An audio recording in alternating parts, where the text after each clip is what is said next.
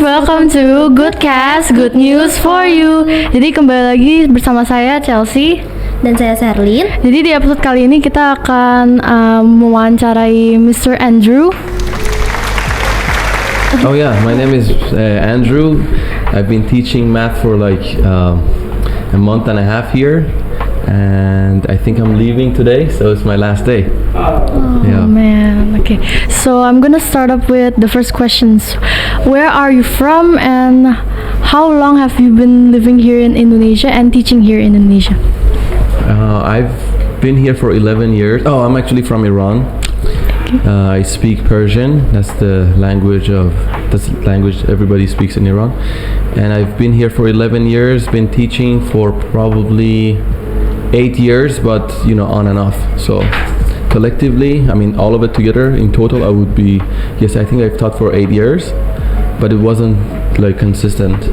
Okay, so I'm actually curious. Like usually Iran names are like that, but why is your name like Mr. Andrew? Because I'm Catholic. Oh, you're Catholic. Yes. Okay. That's number one. Number two is that so in Iran, because we have our own Persian names, but because the national religion is Islam, and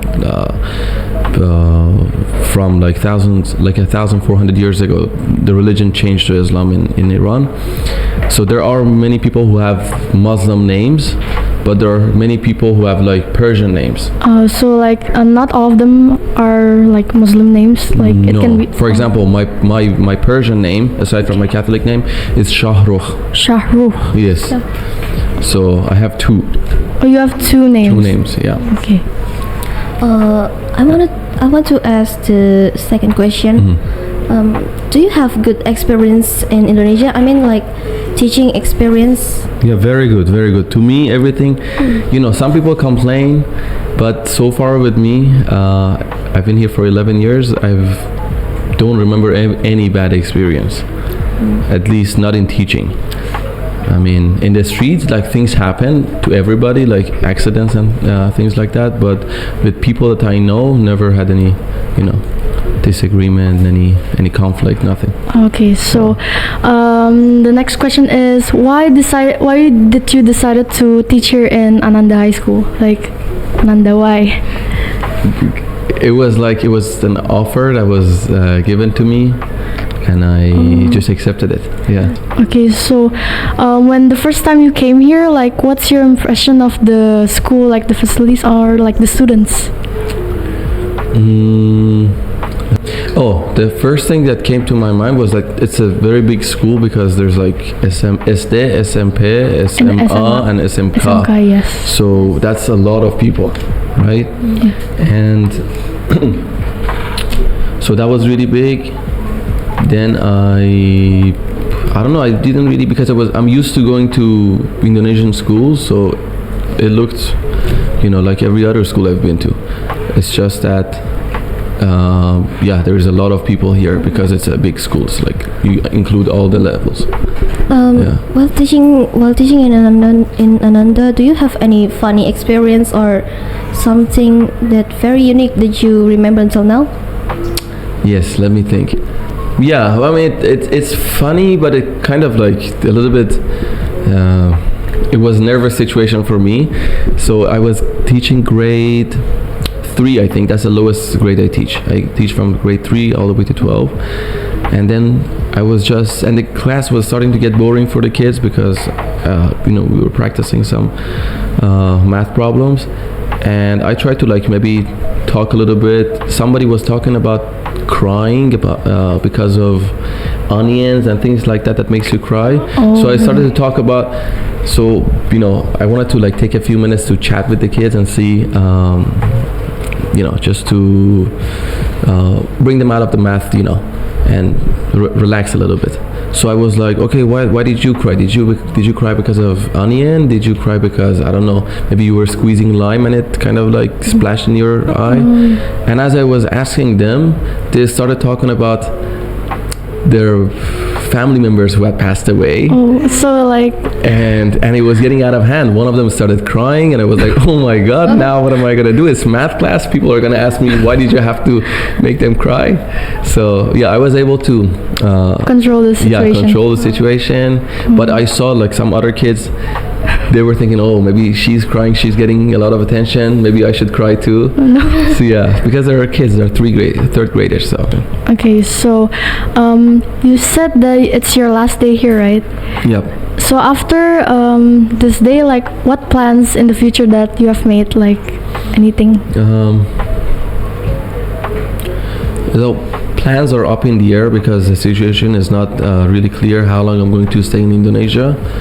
But I'm taking, I have other jobs that I do at the side of teaching. So I will just continue to do that until we'll see what happens. So I have plans, but since they're not concrete yet, I think every time, this is my experience, that every time I talk about my plans and they're not ready to be done, to be implemented yet, and I just talk about it, they never happen. So I've learned that, keep it to yourself until you actually do it. Yes, that's right. So after this is your last day, so after this where are you going, or what are you gonna do? What am I gonna do after this? Yes. I'm gonna go have lunch with friends and then Enjoy your last day here. it's not my last day in Jakarta. I will be probably here until Tuesday or something. Then I will just gonna go do some shopping and have some stuff. Try restaurants. Okay. Anything about this, or can I move on to the Yeah, you can answer his question. You can answer the question. So Iran is a very old country. It was known as Persia a long time ago. I think 50 years ago or something. No, sorry. About 100 years ago, the name changed to Iran. And we've had our own religion since... Actually, Iran is probably the first country to have a monotheistic religion. A monotheistic religion means a religion that has only one God. Right? Yeah. They don't have, in Hindus you got like multiple gods and things like that. So Iran was probably like the first country that had a monotheistic religion, and the religion, it developed throughout the years, and it was Zoroastrianism before Islam. So 1,400 years ago, there was the invasion of Iran by the Muslims, and then the religion changed. There was a lot of influence. Both, for example, Iran really influenced a lot of things in the Arab world, and they influenced a lot in our world. They had a lot of influence in our world, and so lots of Arabic words kind of got mixed in our language. And also names. So now some people have Arabic names, some people have Persian names. It's just because it's been it's such a long time. It's been like hundreds of years, almost actually it's 1,400 years ago. We've been living with this. To us, it all sounds like our language. But if you think about the meaning, you realize. I mean, if you are good at languages, okay, this comes from the Arabic root. You can tell. Yeah, you can tell. Yeah. For example, my name is Shahrukh.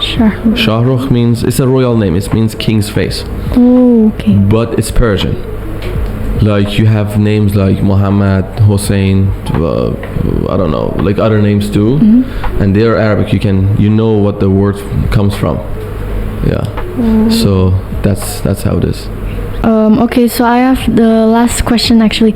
So you mentioned that some student doesn't understand that well. Like, how do you communicate with students that are not good in English? Like, how do you teach them? I haven't had any students that did not know English. Oh.